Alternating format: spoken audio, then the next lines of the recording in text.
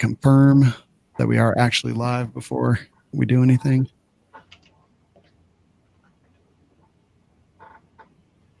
And then as soon as I see it go live on YouTube, we will be live.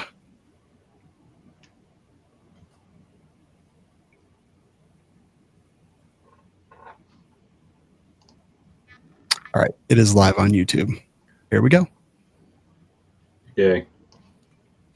All right, for anyone who's watching live on YouTube, this is just an experimental streaming system. So if anything goes wrong or wonky, just let us know in the chat, and I would really appreciate it. Everything should be okay, but you never know how things go. And away we go.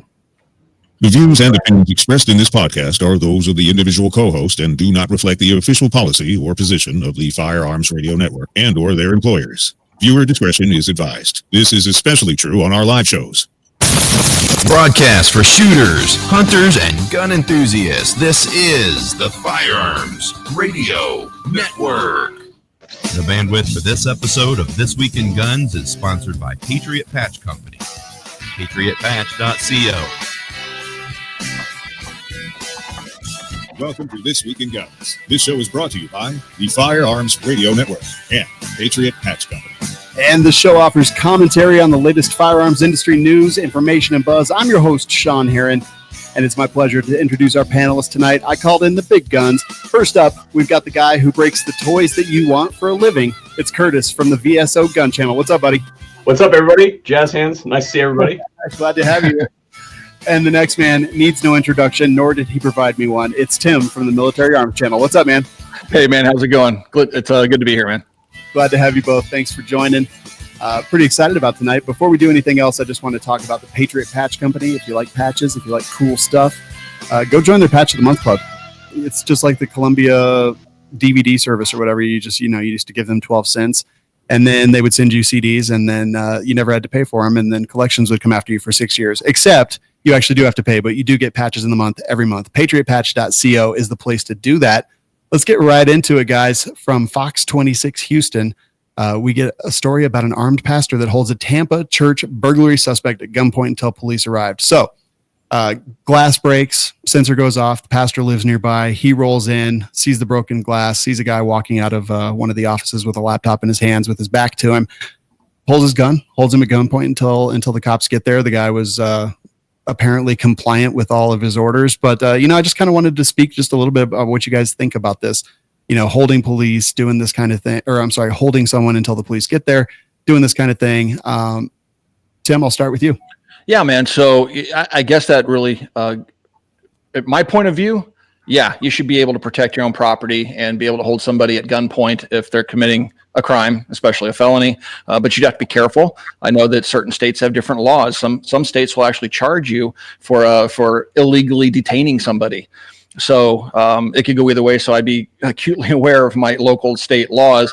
Fortunately, here in Indiana, we have very, very good laws with regards to self-defense and things like that. So we have castle doctrine, meaning if somebody's in your house, you don't need to try to flee or anything like that. You can use lethal force and they can't bring charges against you. We also have stand your ground. If somebody just starts, comes up to you and just starts pommeling you at the gas pump because you cut them off in traffic, there is no standard of lesser force. If they're using their fists, you can only use your fist back. In our state, you can use stand your ground and you can use lethal force to stop an attack. All you have to be is in reasonable fear of serious bodily harm or death. So in the case of the pastor, first of all, I'm all for churches being armed. I go to church and I carry a gun to church and nobody cares. Most of the police officers in town also go to my church. But so, yeah, I'm definitely for it. I think more people need to stand up and protect their property and exercise their constitutionally protected rights to defend themselves and their property. And I think it needs to be more normalized. And one way we can do that is, talk about it in the media. Unfortunately, you're going to have the crew like CNN and others that are going to try to put a negative spin to it and try to make the pastor to be some sort of a lunatic, most likely, although I haven't read the news reports on the mainstream media. But yeah, I think what he did was perfectly justified. And I'm glad that the perpetrator complied and nobody got hurt. Yep. Best case scenario. Curtis, what are your thoughts? I think that following up from Tim's answer, took the words right out of my mouth. The only thing I would add to that is that, for instance, in my state, Ohio, we don't have the right to defend property. So our state laws are a little bit not as good, if you will, as Indiana's. We still do have the many of the things that he stated, like you don't have to flee from your home. We do have castle doctrine. We don't have like Make My Day or anything like that, like they have out in Colorado. But as far as that is concerned, it could be a little bit iffy in my locale as far as defending his property or the church's property. Good on him for going out there and doing it, though. I do think that we should have the right to do that. It's just, again, inherently God-given. And as far as church security and everything is concerned, and I don't know about Tim's locale, but as far as my locale, we absolutely have to have permission from written permission from our clergy in the state of Ohio to be able to do that. I am happy to be on 2 church security teams, which is something I take very seriously. But obviously, it's something that we definitely need because those are soft targets that are being targeted. Absolutely. 100%. So in Colorado, it's kind of weird. If someone's just trespassing in your house, you actually could not employ lethal force against them unless they have the intent to commit another crime in addition to trespassing, which makes it really weird because how do you gauge some determined intent? Yeah, exactly. It's pretty impossible, but generally in Colorado, things are okay for us. But property is one of those weird things. He couldn't have employed lethal force in Colorado here to defend that property at all. However, if the guy had gotten aggressive and tried to come after him and had the ability, the opportunity, and the pastor was in jeopardy for his life or serious bodily harm, he could have employed lethal force against him. But yeah, I always like to kind of, gauge what you guys think on stories like this. The next story is coming from Butler County, Ohio. This Ohio sheriff says his deputies won't administer Narcan and that opioid addicts can die. I thought this was kind of interesting, not necessarily gun related, but it is a sheriff. And I wanted to kind of get your thoughts on this. He basically says, nope, don't do Narcan. His quote here is they never carried it, nor will they. That's my stance. He explained that safety is his concern. When people who overdose are revived, they're often violent and almost never happy to see the police. VSO, what are your thoughts here? Well, as far as that is concerned, I understand the, trying to take care of your fellow man and stuff like that. But really, 2 things. Narcan, I believe, should be issued to officers. Because if an officer is doing a raid or going through a car or something like that, and they perhaps run their hand through some fentanyl and they don't realize it, then that can kill them rather rapidly. So they absolutely should be issued Narcan to administer to themselves. Now, if they choose to use that on an addict that is overdosed, I personally feel as though that should not be on the burden of the taxpayer. They should have to replace that themselves, in my opinion. As somebody who pays taxes, I don't think it's fair for that to happen. Those people have chosen to put that stuff in their body. It is the consequences of that are on them.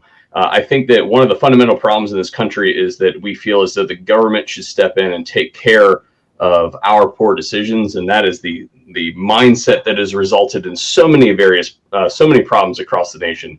And we need to get off that government teat of expecting them to take care of addicts in that regard. So you do something stupid to yourself, that's on you. Tim?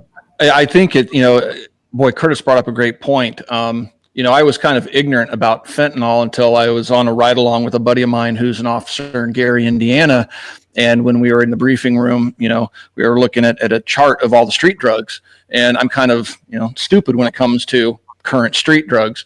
And I saw fentanyl and I couldn't believe they had a little tiny nugget. I mean, just something you could not believe that you could ingest that would get you high, much less kill you. It was so potent.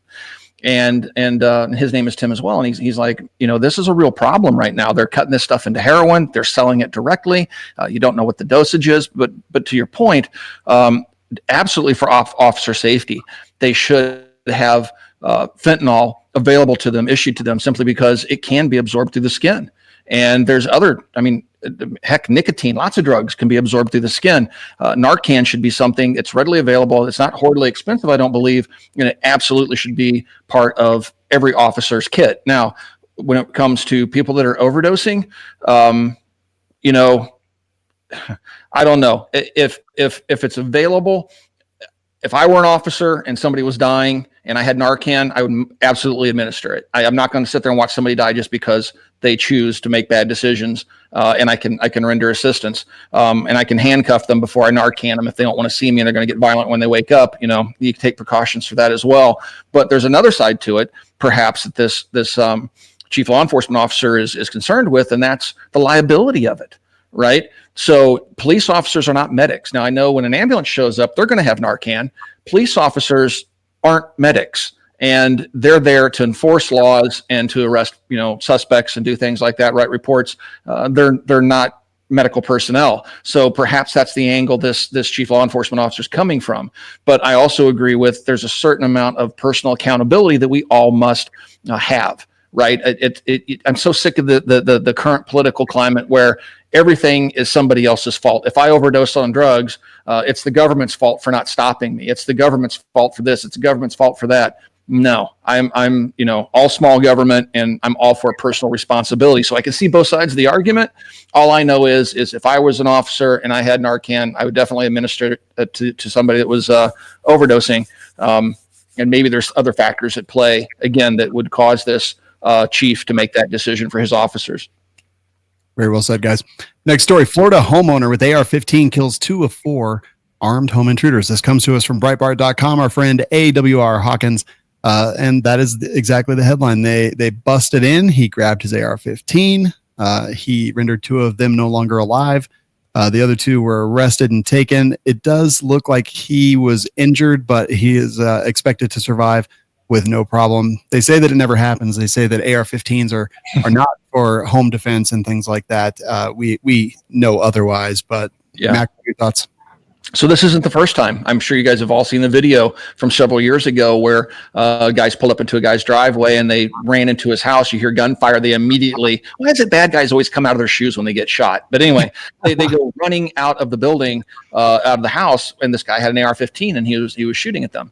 The AR-15, let's face it, is America's rifle. It is more common than any other long arm in America right now. I own a gun store. We sell far more AR-15s than anything else. And absolutely, it's a viable self-defense option. It most certainly is in the age of you can go on eBay and buy body armor, and criminals aren't stupid. Criminals are wearing body armor. And if you don't have something to defeat that, they have an advantage over you. And an AR-15, either a pistol or a full-size rifle or just carbine, definitely makes sense. And I'm all for it. I think what we ought to do is start a GoFundMe and just get a few bucks together. Heck, it doesn't even require that much money. I think we should send this guy out and get him some formal training so that next time he can get all 4 of them, because there is no excuse for breaking into somebody's home.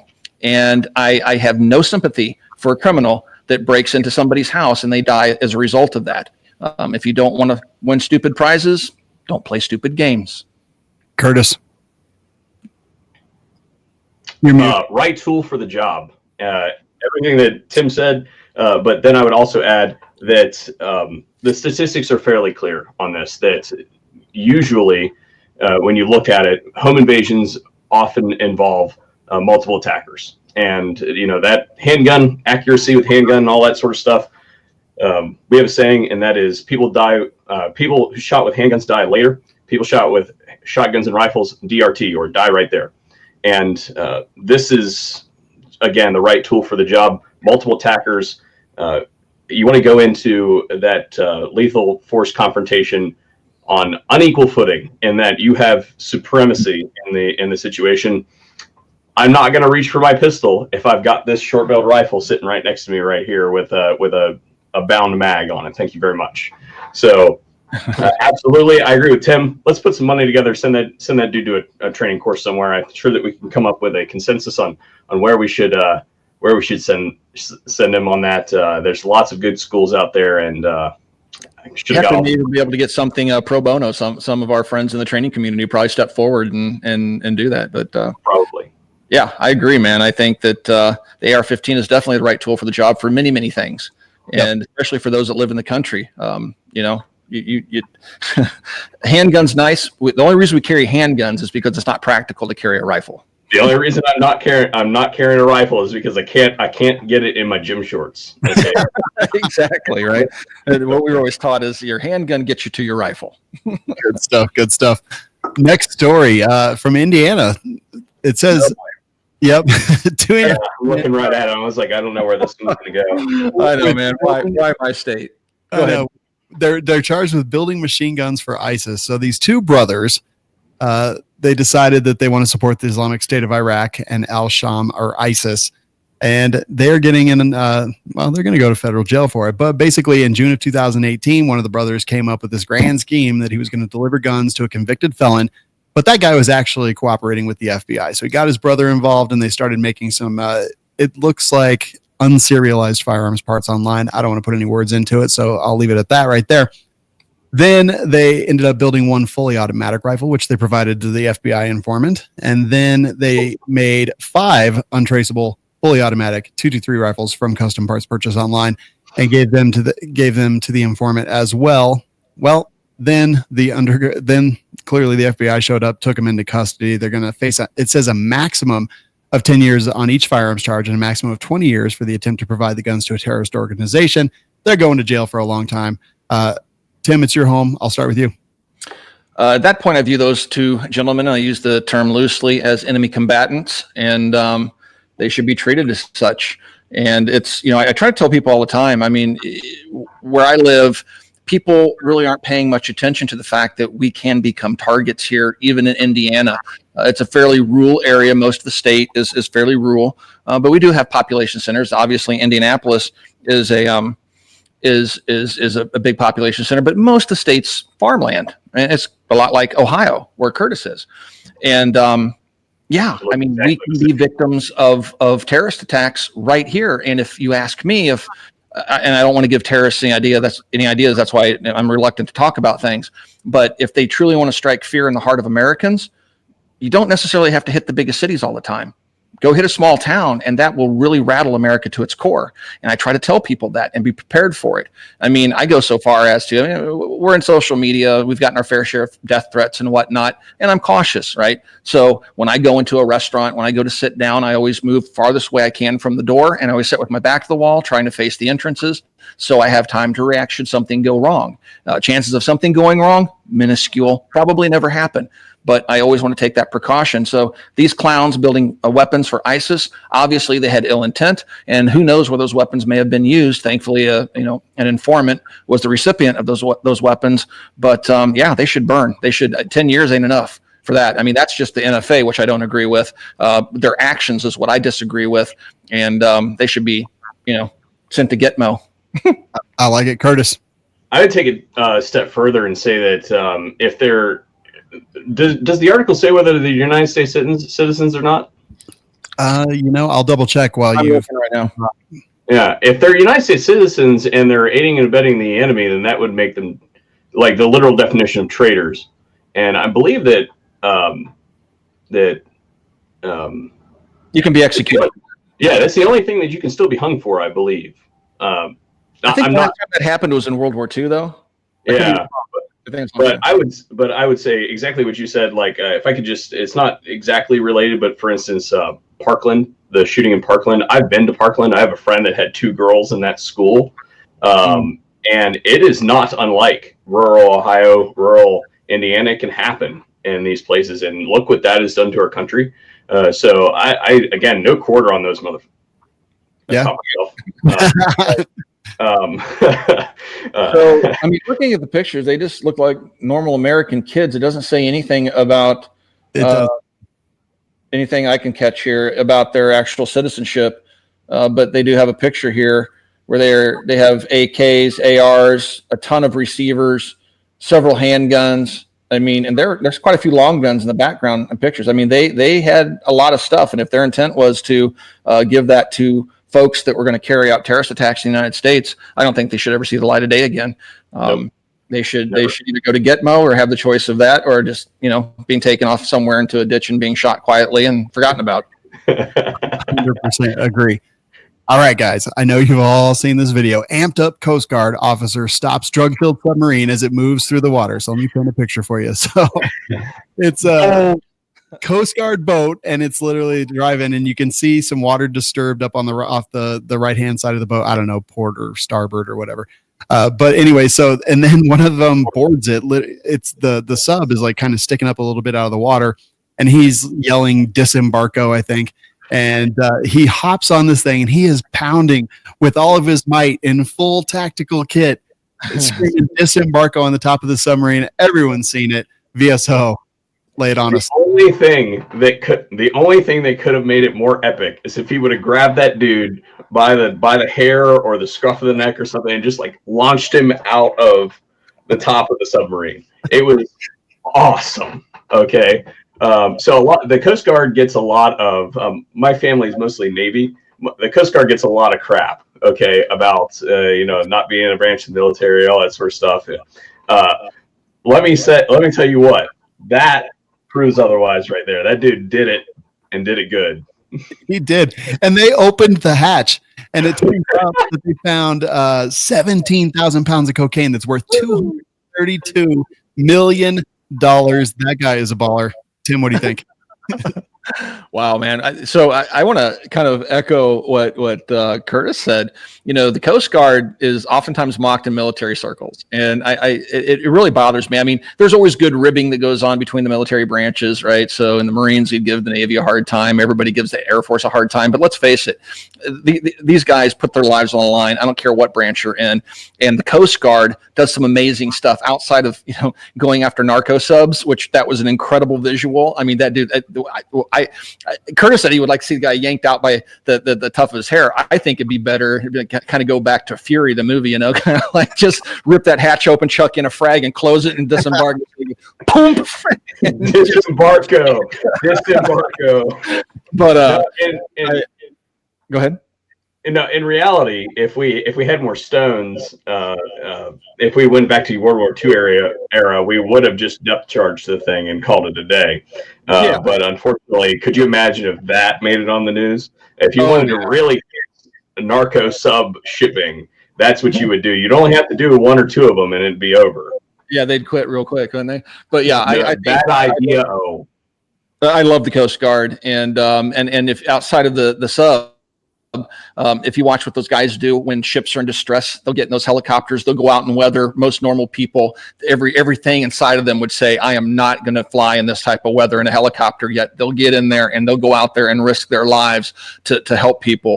Are they, a big branch of the military with, tanks and war airplanes and stuff like that? No, but what they do is they do provide national security along our coasts. They do a darn good job of it. And they do some things that just blow my mind, the bravery that it takes. So big thumbs up to our Coast Guard. Yeah. A couple things. I was looking at like his full kit. I'm like, dude, you're going to sink to the bottom of the ocean if you fall off that. So just immediately, just bye. Yeah, I'm pretty sure they go through the same training as a lot of the Navy folks do or Marines do, and they can get out of it pretty quick and tread water until somebody can pluck them. But yeah, that was a ballsy move on his part. I mean, talk about not having any F's in a bag. He didn't have a single F to give, dude. He was like, I'm getting this guy on his boat. Yep. I was sitting in my office and that guy scared me, so I don't even know what those. God bless him. Can we say one more thing on the topic, though? Yes. He's getting all the credit, okay? But his cameraman, thank you. Okay? Oh, so true. Mm-hmm. Man, in the age of everybody having a camera in their pocket now, it's and this is off and steer me back into the proper course of the conversation, Sean. But so many people are filming things out the windows of aircraft and stuff like this guy boarding the sub. It's like there's cameras everywhere to the point now where the U.S. government's coming out and going, oh yeah, by the way, we're taking this UFO thing seriously, and here's some of the footage we've shot, and we've opened up new investigations. It's like they can't even hide that anymore because there's so many people with cameras that are posting stuff now. It's not the junky old VCRs and VHS cameras we had to deal with in the 80s and 90s. I mean, we got 4K cameras, in our pockets, and everybody's filming everything. So it certainly makes for interesting, social media content, and we get to see a lot more of the world around us because of it. I agree. That's definitely a feel-good story. Next story is Washington man killed when attacking an ICE deportation facility. So this guy, I don't know what he was doing or what he was thinking, but he starts attacking it. He's setting stuff on fire. He's got a large propane tank. He's setting buildings on fire. He's got a rifle, a satchel, some flares, and the cops show up. They call out to him. Shots are fired. They say that he fired, and all 4 officers fired their weapons. Then they took cover, but that guy died on the scene. And I don't know, man. This is the kind of stuff where I'm just like, where is this going? Alcoholic beverage. Okay, somebody's drinking. It's me. I'm actually drinking, but yeah. My wife showed up with a bottle of Patron, and I'm just like, ugh. Do it. No. But this kind of stuff, like attacking ICE facilities, and you're seeing so much hate and just kind of craziness out there. Curtis, we'll start with you. I mean, clearly the cops did what they needed to do to take care of a threat. But what are your thoughts on kind of this bit of derangement that people are having towards immigration and things like that? The derangement syndrome, I just think it's, again, one of those things. It's a symptom of people buying into an ideology that they've been fed. They're low information people that have they watch the TV, they accept the message that has been given to them, and they run with it, and they get this warped sense of the world around them, and they act out. For whatever reason, I don't know what is driving this, but it's clearly a problem. Now, as far as the officer's actions, yeah, 100% justified. I don't think there's really anything to say about that. That dude clearly had some sick stuff going on in his head, and he fired on some officers, and he got whacked. I say that the Darwin Awards are bestowed. Agreed. Tim? Yeah. So with regards to his actions and the outcome, perfectly justified. If you don't want to die, try not to go attack buildings with propane tanks, firearms, explosives, and try to hurt other people. It's a good way to get yourself killed. The police acted, I believe, based upon what I know, in a perfectly justified manner. And beyond that, talking about the whole immigration thing, keep in mind, I've been on this planet for 50 years, and I've watched, just in a single generation mind, this country change so much to the point where if you would have wrote a novel 20 years ago about what's actually taking place right now, with discussions on Capitol Hill, with discussions about the border, with presidential candidates going to Mexico and giving political speeches, with people pulling down the American flag and putting up the Mexican flag on federal, ICE centers, you would think it was, you'd laugh like, that's just too far. That's a bridge too far. There's no way that would ever happen. This is ridiculous fiction. And yet we're living it today. All these people, what we're seeing here is these politicians are pandering for votes. And so the reason they want open borders isn't for the betterment of America, as they claim. It's because they feel if they can let everybody come in and they're the ones that accomplish that, then that's a vote for them. And they're doing it at the expense of our own economy and the safety of our own people. Every nation on this planet has borders for a reason. Every single nation.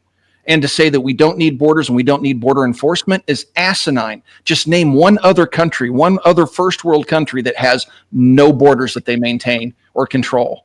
And beyond that, they're getting all upset over Trump. And I'm not the biggest Trump fan, right? But everybody's getting all up in arms about Trump and his deportations. Do you realize Obama and Biden, they deported far more people during their 2 terms than Trump has even done yet.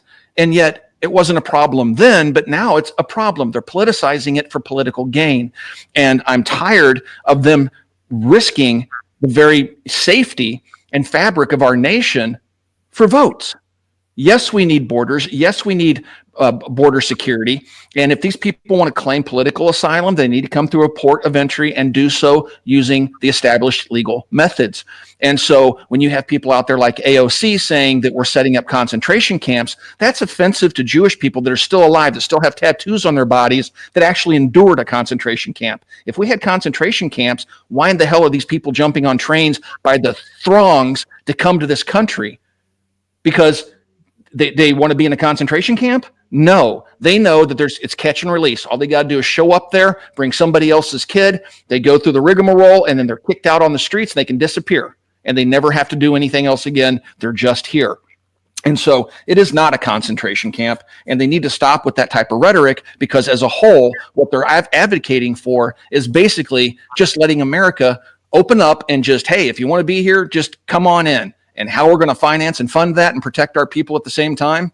Geez, these states like California that are these sanctuary states, they're going broke. And we in the states like Indiana, where we actually run in the black, we're the ones that are going to have to ultimately pay for that, because they're giving them, all these illegal aliens, free medical.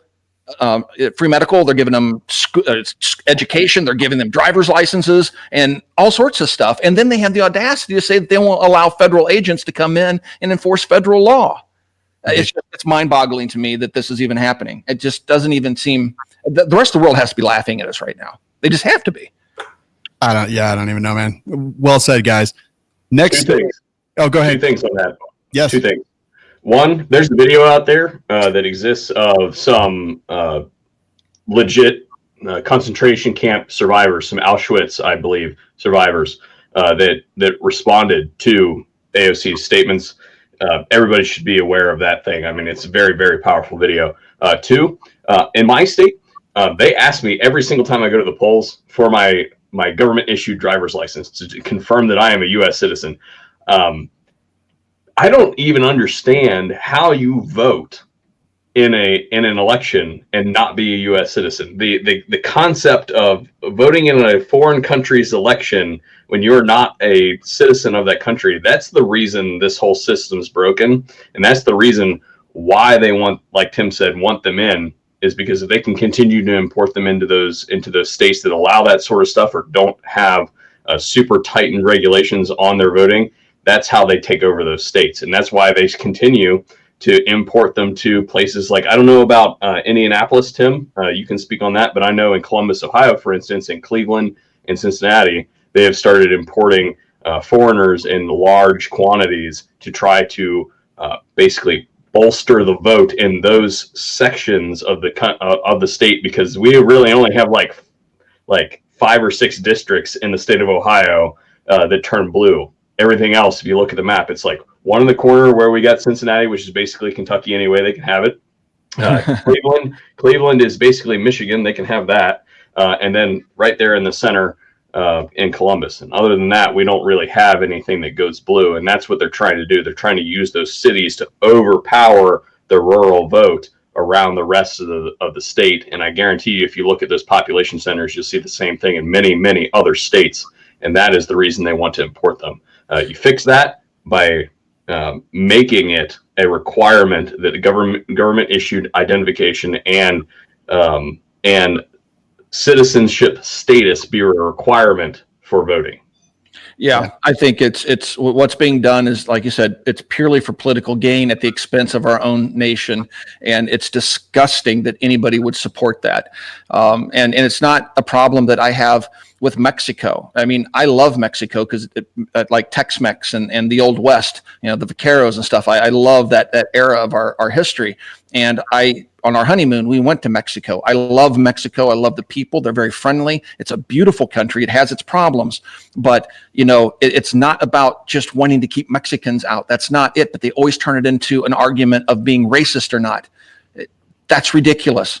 It's not about racism. It's about controlling our borders and our security. And we have means. It's so offensive when somebody can come across a border, a southern border, and just be released into the country. Then we have people coming from other nations around the world that are trying to go through the legal process that takes them years, even a decade or more, to get their citizenship the right way. And yet we have these politicians facilitating people just running across the border and then giving them basically all the same rights as a citizen. Giving them driver's licenses, giving full medical attention, giving them schooling and stuff like that in the sanctuary cities. And it's not fair. And, something needs to be done to fix it, obviously, because it can't continue like this. And I can tell you one other thing, because I've spent so much time in Mexico. If I went to Mexico and I went and got a job and I was paid under the table, I would be put in Mexican prison. And if I was caught illegally in that country, they are extremely harsh on illegal immigration in Mexico. And yet these American Democrats and others, it's not just the Democratic Party, but right now it's who's the most vocal, trying to, break down the borders and just let them come in willy-nilly. They might want to take a look at the rest of the world, because everybody else actually does control their borders, including Mexico. Yep. Yeah, guys. And to add to that, we're not xenophobes. Like, that's not us. Today, this morning, I talked to a guy. His name is Carlos. He was actually doing a job for my brother just across the way. He was putting gutters up. He's a business owner. He's been here more than 20 years. He's a naturalized citizen. Clearly, by speaking to him, you can tell that he was not. His first language was not English, but he is a fully naturalized citizen, and he is actually asking me. He actually had questions about 204 Ruger, which I have no experience with. But they absolutely. We're good on him, but absolutely we want the best and brightest and the most capable from all countries. Absolutely, from all countries. I'm third generation, man. Right? Yeah, on my father's side of the family, I'm third generation. My name is legally Tim, not Timothy, because I am a third generation of Dutch immigrants that came through Ellis Island, and they just wanted to pick American sounding names. They didn't know that, and I'm a junior. They just picked a name that sounded American, and we all came here from somewhere else other than Native Americans and Mexicans. They are the indigenous people. So we all come here from somewhere else. I am not anti-immigrant. I do want people to immigrate here because that is the American dream. And I think, and I made a 4th of July post, I think that one of the things that makes this country so great is our diversity. It is that one of the things that makes us unique and gives us great power. And I love going into Chicago and New York and going into the various communities where you have the Polish community and the Asian community and the Vietnamese communities and stuff. And you got the best food in the world. You get to experience a little bit of another culture while you're right here at home. And I think that is a bonus. I don't see that as being a detriment. And it's not something that, a lot of people take. I think a lot of people, I should say, take for granted. So absolutely, I don't think any of us are anti-immigrant. It's just we need to enforce our immigration laws. There's a right way to do it legally, and welcome to America. Yep. And man, you need to look no further than history on this. There's a reason everybody wanted to be a Roman citizen. Okay, at the height of their empire. There's a reason people want to be American citizens, and that is we understand, we get it. It's the greatest country in the world. Come on in, do it the legal way. Happy to have you here. Yep, 100% agree. My son's wife and her entire family immigrated here from Colombia. They did it the right way. It was long. It was hard. They still celebrate their heritage, but they're fantastic Americans and some of my favorite people on the entire planet. I've met so many of her Colombian relatives, and they're literally some of my favorite people. It is not about racism. It is not about anything but obeying the laws of our country. They did it right, and they are amazing additions to our culture. What's sad about the conversation that we're having right now is we have to try and justify what we're saying by saying we're not racist, because that's what they will deem you. If you're for following the rule of law and coming into the country legally, you're now a racist. And that's the most asinine thing. Racism gets tossed around so much that they've made the word where it has no teeth to it anymore, because everything you do, if you turn right with your left turn signal on, he's a racist. I mean, they just overuse the word because there is very real racism in this world, and it's a disgusting thing.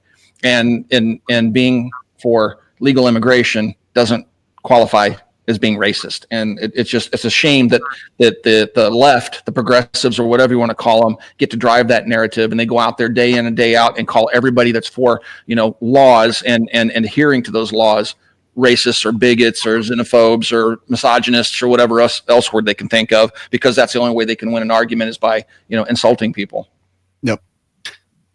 All right, next story. California police chief loses gun she left in public bathroom. So I actually, I got a message from one of the We Like Shooting listeners, and I think he listens to This Week in Guns as well.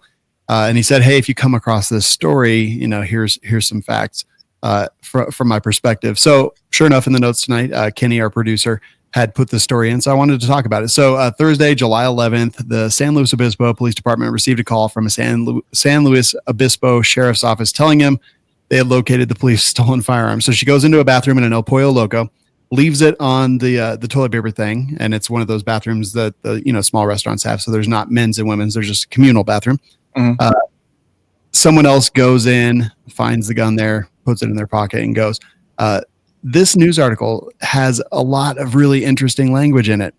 They say that it was stolen. They call this firearm stolen and all kinds of other things.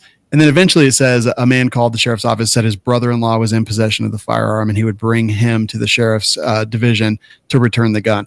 So what had happened, and the person who actually messaged me was the brother-in-law. And apparently because of, the stolen, and people are like mocking the dudes, the way the guy looks, and just all kinds of other things, just being really cruel about this. And apparently he just, he saw it there, and he grabbed it because he didn't want someone else to find it, and didn't exactly know what to do with. So went over, asked him about it. He said, yeah, it's in a drawer. I didn't know what to do. And people were just being cruel. But I just thought the language of this was so interesting about the stolen. I'm like, no, not stolen. Like, the lady left it there and the dude picked it up. Like, not that is not stolen. I'm sorry, in my opinion. But it was recovered. People were super cruel. The brother-in-law was very protective of his brother-in-law, the person who contacted me. And I'll put the entire statement from the family in the show notes, because I think it's pretty fair, because this is a really awful article. And I'm sorry, I don't consider this stolen, and I think it's kind of ridiculous. Curtis, I'll start with you on this one. What are your thoughts here? Two things. One, the man who recovered the firearm, good on you, dude. Like, seriously, I know you're getting a lot of crap. That is bull crap that they're treating you that way. You kept that you took responsibility, which is something that's in short supply these days. People who take responsibility for things, kept that out of the hands of a potential bad actor that walked in and just snatched it up. And you should be applauded for that. You're the type of hero that we need, and not necessarily the one that we deserve. Now, that said, the police officer that left her gun there, pro tip for you: if you got to sit down, take it and put it in the pants while they're down around the ankles. There, it keeps people from seeing it. You can't see it. Done it probably thousands of times. Just put it. Just what'd you say, Sean? I couldn't hear you. I said it just seems so simple. What? I couldn't hear you. Yeah, it's so simple. Take it out of the holster, or take the holster off, depending on what you're carrying, and put it in the space. Nobody can see it. It's there. And trust me, if you forget it's there, you will be reminded that it is there. It'll keep you from doing that sort of stuff. So that's a lesson for anybody who also is a concealed carrier and has to go do their business in that situation. You want to also make sure that you take possession of and take responsibility for your firearm. The easiest way to do that is make sure that you set yourself up for success. You can't possibly fail if you do it that way. It's interesting. I don't know if this officer was, off duty and was carrying concealed, or if they're on duty and had a duty rig. For the life of me, I can't see an on-duty officer taking a loaded weapon out of a retention holster and laying it on the toilet paper roll dispenser. Personal firearm. Sorry. Okay, that clears up, because I'd be like, that would be mind blowing at that point. That officer needs to get some training. So if it's a personal thing, so yeah, we all deal with that. So I carry appendix, right? So I do have to take my weapon off when I sit down in public. John or stall or whatever you call the things, truck stops. I try to avoid using public restrooms. I try my hardest to hold it until I can get to some place more comfortable, because I don't want a staph infection. I mean, there's some of the places, I've taken pictures of some, because we're always on the road, man. There's some really raunchy places. Yeah. But anyway, so, it's an interesting idea that Curtis came up with. I do something similar, though. So when I take my weapon off, I don't want it weighing my pants down. And because if you take a look, usually there's a bunch of urine on the floor, and I don't want my pants, bunching up on the floor in the way the weapon might actually pull it down. So I do something similar. Kind of keep this. Why are we talking about this? I keep my pants up so they're over the knee, and it's a bit awkward. And then I can lay the weapon on my lap. Right. But the one thing I always fear, it's like, what if your buddy goes, come on, man, we got to go. And you jump up real quick and your weapon hits the floor, but I've never had that happen. And I've never left a weapon laying around in a bathroom anywhere in the United States. But yeah, it's something we all have to consider. And look, we're human. Accidents happen. We make mistakes. We forget things. And it's just, I think what the guy did was the right thing. If I found a weapon in there, I would do the same thing. I would take the weapon. I would go to the closest police department and say, hey guys, I found this laying in a bathroom stall. Hopefully you can find the owner. I wouldn't keep it. That would be theft. And I wouldn't leave it with the restaurant people because they're probably not gun people, and leaving a weapon with somebody like that, I mean, who knows? So I see no problem with what was done. And I think it goes back to the media just trying to demonize everything they possibly can that relates to firearms ownership. So they carefully choose their wording to make it sound as bad as possible, when in reality what happened is probably a fairly common occurrence, and nothing was done incorrectly. If anything, it was done properly. Yeah, agreed. But yeah, so in the news articles, they used suspect, stole, taken, and missing.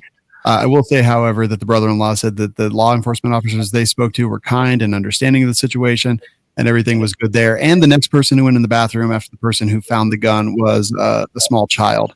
So, see, and that's what I was thinking too, man, because a lot of kids, going in obviously into the restrooms, and man, that'd be the worst thing. Kid pick it up, and being a father, man, that's one of the things you always worry about. Yeah, I will say that the police chief has apologized. Go ahead. No, Okay, good. The police chief is going to take a voluntary training class on firearm safety practices. So I think that's the important thing here. Oh, was the police chief? Yeah, the police chief. Wow. Okay, man, that's bad for him. Oh, That's a political appointment that could cost him his job, man. That's unfortunate. Like I said, we're all human. We make mistakes. Yep. FBI offers $5,000 reward. I would. Go ahead, Curtis. Am I behind? Oh, sorry. My feed must be behind because it seems like it is about 10 seconds. Yeah. I would say you would hope that the cops would be. You would hope that the cops would be very, very gracious to the person who returned the gun, considering that gun is on their books. Mm-hmm. You know what I mean? So, yeah, they should probably be really, really nice to that dude. Give him a medal or some stuff. Let him out of some speeding tickets. Give him a key to the city. Completely agree. FBI offers $5,000 reward for rifle and other items stolen from agent's car in California. This comes to us from KRON4, and pretty much exactly what it was. They're offering a $5,000 reward to help find several stolen items, including a semi-auto rifle and all kinds of stuff that was along with it in the trunk. I always say that your car is not your holster. Tim, what do you think? Yeah, I never leave a vehicle sitting somewhere with weapons in the vehicle. I know a lot of folks have some really cool systems. I've seen one for my Jeep. I wouldn't mind getting where you have lockable boxes. And I know a lot of patrol cars, and you would think the FBI would be included in this group, have vehicle lock boxes so they can keep their long arms and stuff like that properly secured. Even if the car is unlocked, at least that lock box is locked. Again, we're human. We make mistakes, and it's just fortunate that nobody was, hurt by the theft of those weapons. I'm sorry. Did the story say they recovered them? At this point, no. That was still out there. So it could be an issue. Yeah. But yeah, I mean, it happens, man. We're human. We make mistakes, and we just got to be diligent about, trying to make sure our weapons are secure. So I have a rule at my house. There are no loaded guns anywhere the outside of the safe. The only loaded gun in the house is the one that's on me, and that gun stays on me if I'm mowing the lawn, if I'm going to church, if I'm going to the store, if I'm using the restroom. that gun is always in my possession. At night, I have a bedside lock, a gun safe, and it goes in there, and in the morning goes right back on, and it stays on me until the evening and goes right back in there. And you just got to get yourself in the habit of doing those things, because it's very, very easy to make that mistake. And if you have children, or in the case of the FBI officer, just Lord knows who had access to it, that's, if something bad happens and somebody gets hurt, that falls on you, and that'd be a tough thing to deal with. And there's probably some sort of criminal liability there as well. So, yeah. Curtis? Yeah, I would say that it's a terrible situation to begin with. I don't know what the setup of the vehicle that the FBI agent was using, but it is a common occurrence that you'll find duty weapons in cruisers, for instance. I don't know that it was a cruiser or an unmarked vehicle or whatever it is.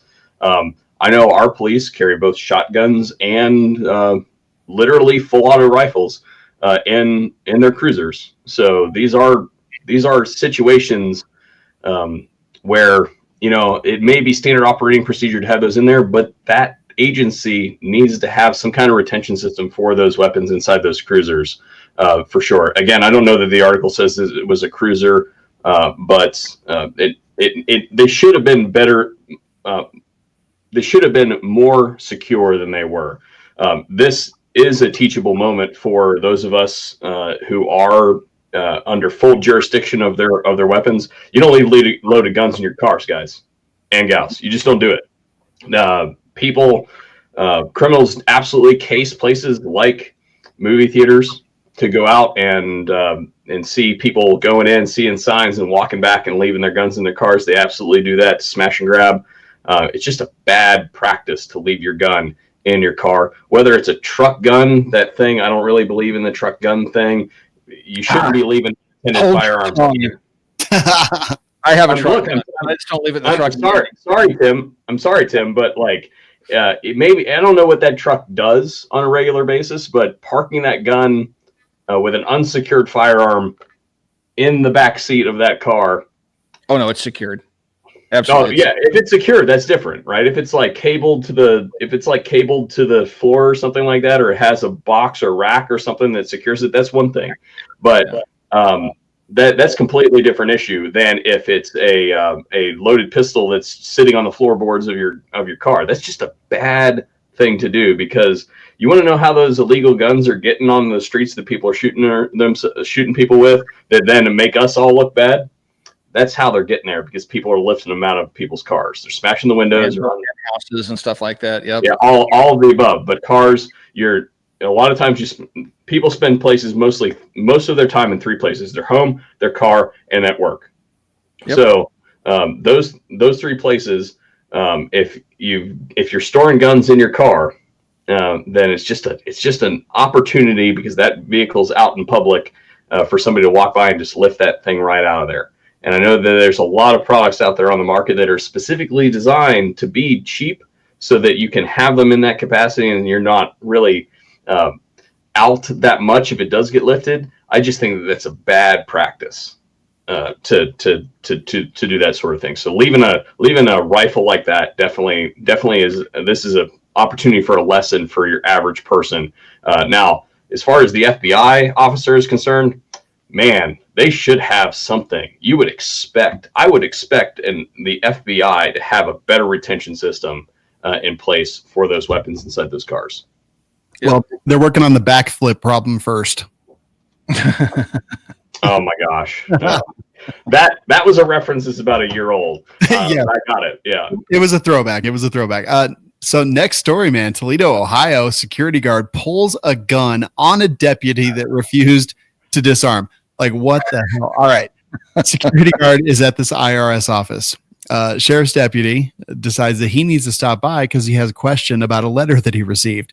He walks inside. He's immediately confronted by the security guard, who told him that he couldn't have his duty weapon inside the office.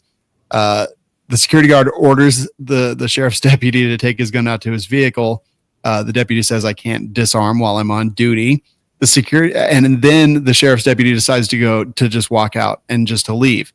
Well, the security guard draws his firearm, points it at the deputy's back, follows him the entire way out, challenging the whole entire time. At one point, tries to take the deputy's gun with his gun armed. The deputy's like, I don't know what's going on here. Someone calls the police, says that there's a man with a gun in the building that refuses to leave. I don't know what the heck is going on here. This is insanity to me. Curtis, Ohio boy there. What's going on out there, man? I was afraid that you were going to throw this one to me first, because you did the same thing to Tim earlier when it was an Indiana person. I knew it was coming, so I had to quickly think. Yeah, that's true. But that what makes it easier. You just you can take the hard line of like F ISIS, and basically you win, no matter what you say. This dude needs remedial help, okay? Because you pull a gun on a uniformed officer. I mean, even if the policy is no guns on the premises, almost always there's an exception for law enforcement. Almost always. So to pull a weapon on a uniformed officer, I'm surprised the dude didn't get shot. I saw it and I'm just like, I can't even watch this. This is too stupid for me. So I didn't even make it. I made it through the video at the point where the dude was walking sooled through the doorway, and the officer is just like, I'm out of here. Yeah. You know, I had to stop watching at that point because it was too stupid for me to handle. And that's the only thing that I can say is the dude is lucky that he did not get shot. Agreed, Tim.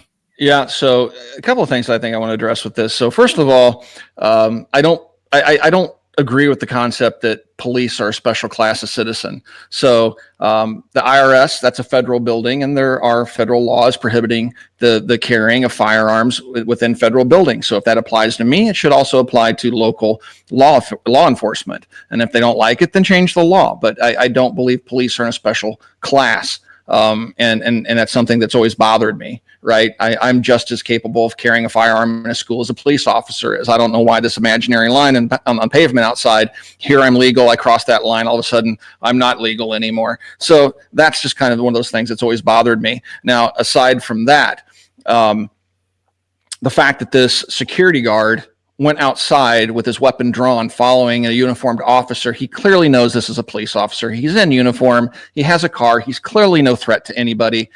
That man should face criminal charges because that is threatening. And I don't know how he could defend those actions. That's just pure stupidity. If he asked that officer to leave because by federal law, he cannot come in through the metal detectors and be in a federal building while armed, that's one thing. It should have ended there. But following him out into the parking lot with his weapon drawn, I agree with Curtis. He could have gotten shot, and probably justifiably so, because that's just a completely stupid thing to do. There's no justification for that I can think of. Yeah. One thing I do want to say is absolutely Tim's first statement. I skipped completely over that one in my analysis. 100% agree with what Tim said. Police officers are civilians, okay? And if you're not a military asset, you're a civilian in the United States. There should not be a special class for law enforcement. But that said, the dude is a uniformed law enforcement officer. Could have gone in a completely different way. Yeah, he's lucky he's not dead. That officer is a very patient man or woman. I don't know who it was. He is the deputy is a patient man. I didn't say this earlier because I was saving it for the end. Now, this deputy is currently on medical leave after suffering psychological and emotional distress as a result of the incident. Okay. So any sympathy that I had for that officer, he probably should find another book. Okay, so I was gonna, if being followed by I was gonna say, did you just assume? I was going to say, did you assume his gender? But I think that maybe you have assumed wrong. But oh boy, he has PTSD now. Now he's going to work the workman's comp thing. It sounds like the police officer has his own issues. Yeah, probably find someplace else to work. Well, either that or he's really smart, right? He's got an opportunity to take a couple weeks off, maybe a whole month off on medical leave, take his paycheck from the government. Hey, if they treat him like a military veteran, he could lose his gun rights. So I know, right? I'm not advocating for that. I'm just saying, it's what a complete mess. What a complete mess. Totally agree. All right. That is all the time we have. I know that there's a couple more stories that I wanted to make it to, but we do not have time tonight. So we'll add them to the show next week. But basically the real one is that now NRA has come under some more fire. The DC Attorney General issues subpoenas to the organization and its charitable foundation. So, I mean, I do want to give you guys just a couple minutes to kind of wax poetic about this. Curtis, I don't think anyone at this point is surprised by anything that we hear coming from the NRA. And now, they've got New York Attorney General and now DC coming after the organization and the foundation. Both. Curtis, thoughts on this? So there's really just a couple things that I wanted to say on this. And like you said, I don't think that anybody's surprised by anything as far as the corruption of the NRA is concerned these days. But I think we can all agree that Wayne LaPierre must go. We've cleaned some of the house a little bit with some people that have been ousted from office. But what I would ask the audience really is if, and this is leading into something, I promise, but if I had somebody who had access to internal documents that would be willing to publish these in an unbiased manner to show the various activities of the NRA, not only the bad stuff, but the good stuff. Do you think that that's something that people would listen to, or are they just so fed up with the NRA at this point in time that until LaPierre leaves and there's some major win at that organization as far as doing something for the positive, do you think that at this point in time, people are just like, you know what, NRA, I don't have time for that. I can't even see this anymore. I don't want to do it. And I kind of wanted to throw that up to you guys because I was reading the show notes and I saw that one. I was like, you know what? Because I know somebody is trying to procure those documents right now. So you do know there are documents out there, right? I've seen them. And yes, and I've seen some of them. They were shared with me with the promise that I would not publish them publicly. But reading through them, it's. I mean, look, I've been harping on the NRA for years about being corrupt to the very core, and there for a short time when Pete Brownell became the president, he approached me and he said, "Look, we really would like to work with you and have you lend your voice to the NRA." And I said, "Pete, do you know who I am?" It's like, I don't think I should be your first pick. He goes, "No, we know exactly who you are." And that's why I'm trying to be a force for positive change. There's problems with the NRA, and I want to make positive changes, and I want to help you and others in social media to help us accomplish that. And that's for the short time I backed the NRA, because in my entire life I've been against the NRA because they've been corrupt ever since I was a kid. 1986, the machine gun ban. I lived through that, and I've been mad ever since. But fast forward for 5 months, I decided I would back Pete Brownell and his efforts to try to fix what was so horribly broken. And for my short time inside, I saw some really broken stuff. But then I also told Pete, if they ever stab gun owners in the back while I'm backing them and trying to help them change, that I'm out, and I'm out in a big way. And when Vegas happened, they made the joint statement. They advocated for the abolishment of bump stocks. And then they started with this red flag stuff that came later. I called Pete. I said, and he goes, "I know what you're going to say, man. And I back your play. I know you're out." And so I've known about this corruption, and many of us in social media have been trying to tell people about this corruption, but they've been looking at us like we're conspiracy theorists and lunatics. And it took Oliver North, who did the same thing. Pete Brownell could have served 2 years. He stepped down after 1 year, and he's now resigned his board position over all the problems within the NRA. Pete, then you go forward in time a little bit. Now Oliver North, he gets in there. He sees all the corruption. He gets some of the board members together. They go to Wayne and say, either you resign or we go public with this information. And then he screams, "Oh, I'm being blackmailed." He forces Ollie to resign, and he's going to hold on to those reins of power forever. And he's doing a purge just like any dictator would. He's purging everybody around him, and he's trying to maintain his grip. But the NRA is a horridly corrupt organization. They should have, I could go on for hours, so I'm not going to eat up the rest of the time doing it. Just know that I am not for the destruction of the NRA. I want it fixed. We need it in the fight. We're about to go into a very dangerous election cycle. And even though Trump isn't the best candidate for us, he's done more damage than Obama. It's the devil we know. It's the devil we don't know, like a Kamala Harris or something like that, who's threatening to take away FFLs with executive orders and things like that. We have to be scared of, and we need the NRA fixed, and Wayne must go. We need to make that trend. Wayne must go. We got to kick him out of there, get new leadership in, and revive that organization, because they do have benefit. People misunderstand me when I constantly criticize the NRA and point out their flaws. I'm not trying to destroy them. I'm trying to fix them, and we can't do it unless NRA members accept the fact that the organization's broken and they help us fix it. And I think the vast majority of their membership are probably 45 to 79 years old, and they don't really engage with social media. It's the younger groups that are aware of it. So they still have a large core of their membership that honestly don't know what's going on. And so it's a multifaceted problem, but Wayne's got to go. And if he doesn't, then I say that we do everything in our power to defund them and make it so that at some point the board has to do their job and fire him. Yeah. And Curtis, and I think, go ahead. Okay. My answer to your question. I was going to, if someone could actually provide that information, yes, I would listen to the information. But the problem is I've seen documents. I've seen all these documents. And these documents are, they're too bad, and there's too much. Unbelievable. Yeah, it really is unbelievable. Curtis, what were you going to say? I was going to say that 100% agree with what Tim said, and as far as my perspective is concerned, that we know that regardless of the outcome of 2020, that we need to have a strong organization, strong organizations that can do this type of work. Now is the time, I believe, for the reckoning at the NRA. And I think that we need to be pushing that, and anybody who considers them a firearms advocate needs to be pushing the NRA to reform right now, because regardless of the outcome of 2020, we are going to need those strong organizations. There are plenty of alternatives out there to the NRA. However, we do have to admit that they have been a lightning rod in the past to absorb a lot of that flack. Whether they've been actually doing anything or not remains to be seen.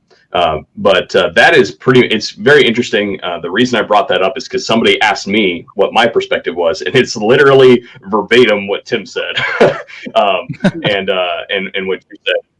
That it was very interesting to see that completely echoed. So I hope that individual is watching that wants to publish those documents.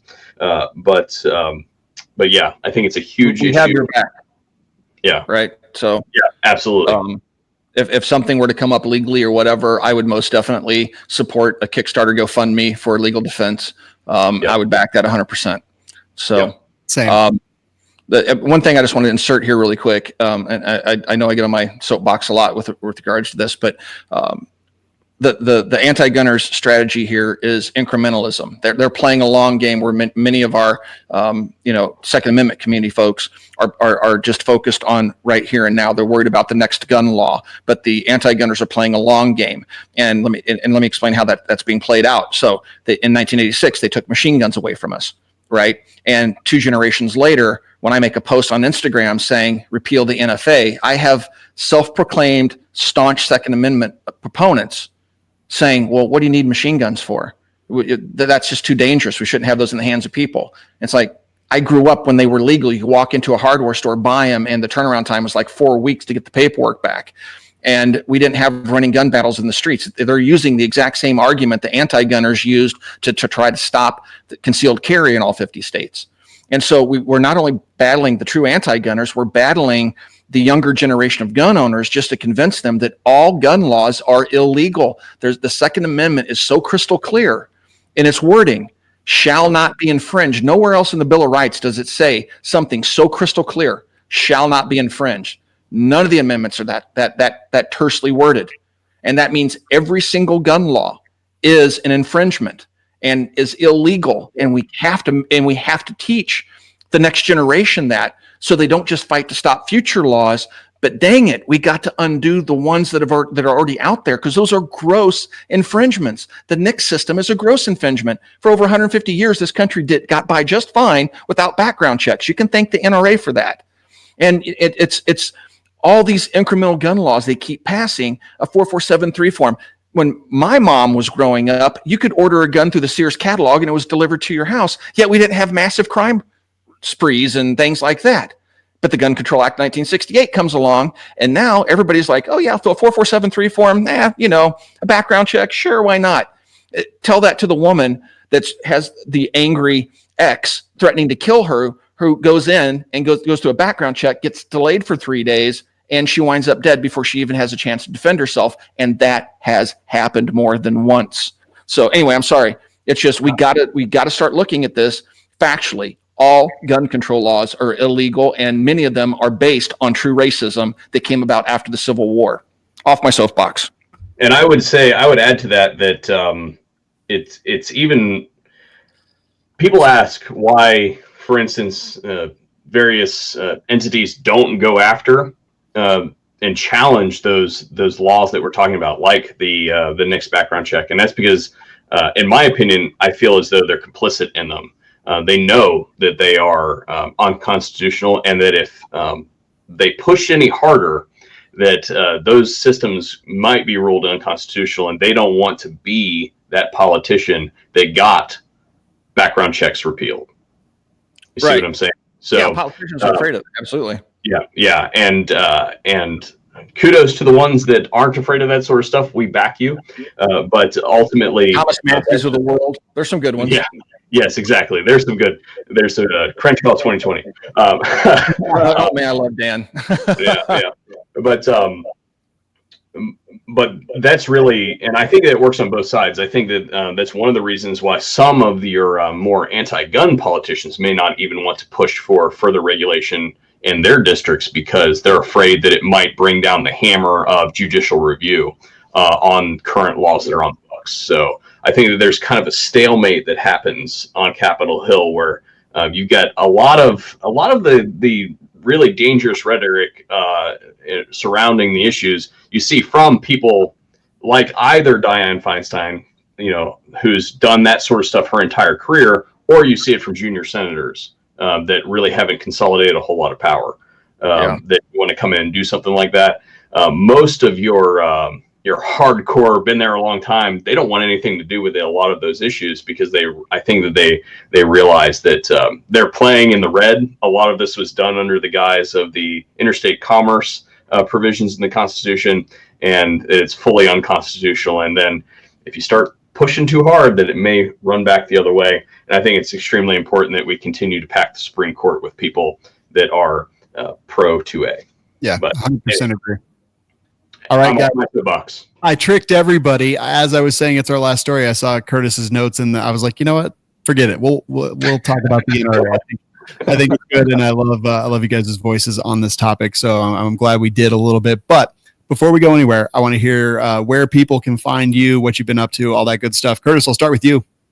You can find me at the VSO Gun Channel everywhere. I think that we're on YouTube, Full 30, Facebook, Instagram. I have a Twitter account. I post on it every once in a while. And I have to post on it more now because YouTube disabled the auto post thing on there. So I have been using it more. LinkedIn, all that sort of stuff. You can find us there. And as far as new projects, we do a lot of NFA stuff. So we do a lot of testing of cans and stuff like that. We actually just manufactured our first machine gun so that we can absolutely rip through the cans and melt them. We have a can melting video that we just did a week or so ago.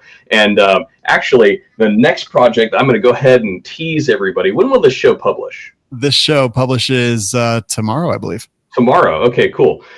By the end of next week, there'll actually be a product that we are checking out that Sean showed me at an industry event. It'll be the Dead Air Pyro. It is the first ever Loudenser that I have ever tested. It is awesome. And it was one of those situations where I saw it from across a 200-yard field, and I had literally stopped mid-sentence. And I was like, excuse me, what is this device? I must have it in my possession. And again, Loudenser is the only way that I can describe it. It's an awesome device. Usually I play a lot with silencers. This one takes it from like 167 decibels to like 173 decibels. It's epic. Right? Every American needs one. I'm excited, and you're welcome. Yeah. That's cool, man. Tim, how about you? So we're spinning up to go on a hunt down in Texas. I'm going to be taking a Desert Tech SRS A2 chambered in 338 Lapua, and that's going to be the largest caliber I've ever used hunting. And I'm going to go after a nilgai, and if you don't know what that is, Google it.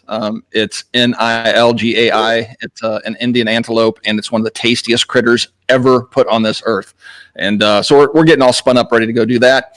And yeah, if you want to find us, just pretty much type in Military Arms Channel in Google, and you'll find us on Instagram, Facebook, YouTube, all that good stuff. Or you can just go to militaryarmschannel.com, and that'll take you directly to our YouTube channel. All right, that's awesome. Well, I want to say thanks to both you guys for replying to my texts. That was I was like, I'm going to text him and see, and it worked both times. So thank you for that. I'd love to do it again, but not if Curtis is going to be here. Because we compete in the same space. He breaks stuff, I break stuff. It's not really fair. We have to play the measuring contest of who can break the more expensive thing, and it really, really cuts into the checking account when we start that game. It's pretty funny, isn't it? I love it. I do want to give a shout out to Josh A for helping me set up and doing most of the work, honestly, on all this streaming stuff that we're doing now with Firearms Radio Networks to get us away from relying on YouTube and Google and big corporations and things like that. So it seems like it's working pretty great. Give him a shout out. Our producer is Kenny Ortega. We could not do this without him. And this Week in Guns is a production of the Firearms Radio Network. And thank you, everyone, for watching. We will talk to you next week.